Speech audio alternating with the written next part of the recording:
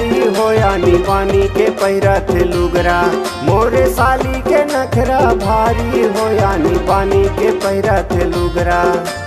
साड़ी करते झकमक झकमक, साड़ी करते झकमक झकमक, गुस्सा दिखावा थे तगड़ा होए थे, गुस्सा दिखावा थे तगड़ा।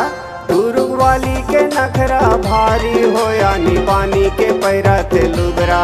मोरे साली के नखरा भारी हो यानी पानी के पैरत लुगरा।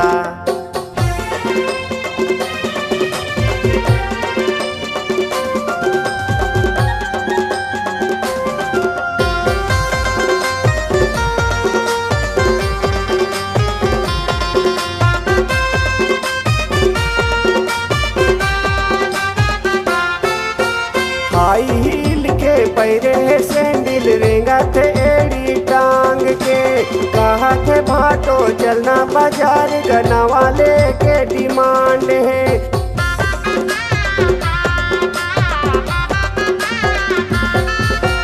हाई हील के पैरे है सैंडल, रेंगत एड़ी टांग के, कहा थे भाटो चलना बाजार, गना वाले के डिमांड है। टेंशन दिखावा थे मस मस मस मस, टेंशन दिखावा थे मस मस मस मस, चश्मा पर करा थे झगड़ा वो दे, चश्मा पर करा थे झगड़ा। दुर्ग वाली के नखरा भारी हो यानी पानी के पैरत लुगरा। मोरे साली के नखरा भारी हो यानी पानी के पैरत लुगरा।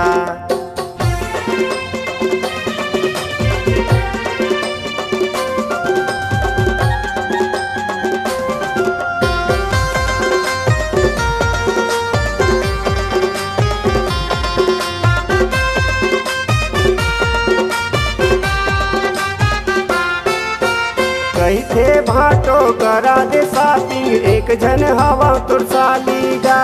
कही थे तोर सही कोनो नहीं है, नहीं मारा था लबारीगा।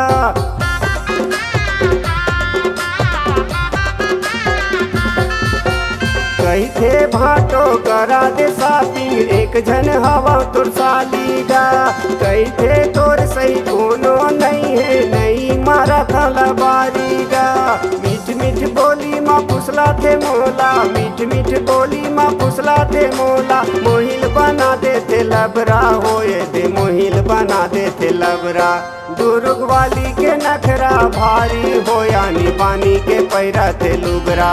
मोरे साली के नखरा भारी हो यानी पानी के पैरत लुगरा। साड़ी करते झकमक झकमक, साड़ी करते झकमक झकमक, गुस्सा दिखावा थे तगड़ा होए थे, गुस्सा दिखावा थे तगड़ा। दुर्ग वाली के नखरा भारी हो यानी पानी के पैरत लुगरा। मोरे साली के नखरा भारी हो यानी पानी के पैरत लुगरा। दुर्ग वाली के नखरा भारी हो यानी पानी के पैरत लुगरा।